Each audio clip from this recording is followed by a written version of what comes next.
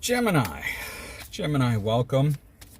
I know I have been away from doing these for a while, still dealing with the post-concussive symptoms. Some days are definitely better than others. But that said, enough about me. Let's get on to see what is going on for you, Gemini. So let's look at your current energy. Current energy, we have the Tower showing up, clarified by the Seven of Pentacles, the Queen of Swords, and the Three of Wands. So there seems to be something here that's directly affecting how you see your future.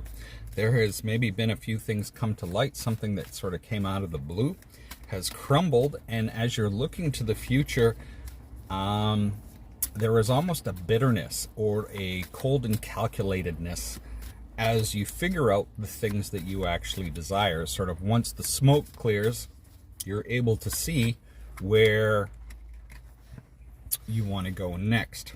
Now, the desire is the Four of Cups. This is kind of a weird desire.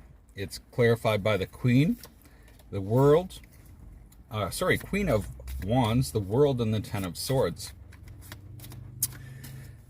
In this desire, it seems like it's almost despondent, where, I haven't used that word in a while. It's kind of where you're like, it's just, why even bother? It's not even grief or anything else like that. It's like, why bother? With the Queen of Wands in the World and the Ten of Swords, it's like you're really wanting to start a new chapter, to be busy, to sort of have things start over or end so that you can start over and just be into a completely different frame. Now, when we look to the possible near future or outcome, we see the Ace of Cups, clarified by Temperance, the Hermit, and the Nine of Cups. So this is, to me, it's kind of falling in love with something that, or growing a fondness for something. This could be love, but this seems more tied to your overall success with the Nine of Cups. You're starting to see the ways that things can shift and withdraw and understand with the Hermit, puzzle out the things that you're really wanting to do. It's not such a reactionary type of thing. It's more of a, I want to say, like learning small little pieces in order to build that whole puzzle. What's working for you? So speaking of that, is the Hangman. So looking at those puzzle pieces differently, especially when it comes to a connection that maybe you have sort of been juggling. With the Two of Cups and Two of Pentacles followed by the Death card,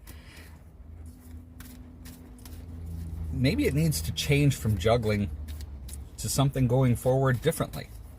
So being able to look at this and really decide how you want to proceed with it makes a big difference. And that shifts things because it then becomes a choice, not something you're just kind of juggling around. The Six of Pentacles is what's working, you need to be aware of. This is that give and take. There may be an opportunity for you to walk away from something. This, however, can cause a lot of grief. Maybe you thought they were giving as much as they were getting, but this seems to be causing some grief because it's been so unfair with the Seven of Pentacles, the Seven of Swords here. We see the Ace of Pentacles, the Page of Wands, the Justice card, and the Two of Swords. I think we got a lot of twos on the table. So the Ace of Pentacles could be a new job for some of you. It can be just a new beginning that is very, very solid. Page of Wands, there's communication coming in about that, but there is the Justice card here. Your energy. It still creates this Two of Swords, like which way do I go? There's still some degree of confusion. It's not the Eight of Swords, thankfully, but it's just the Two of Swords. So really looking between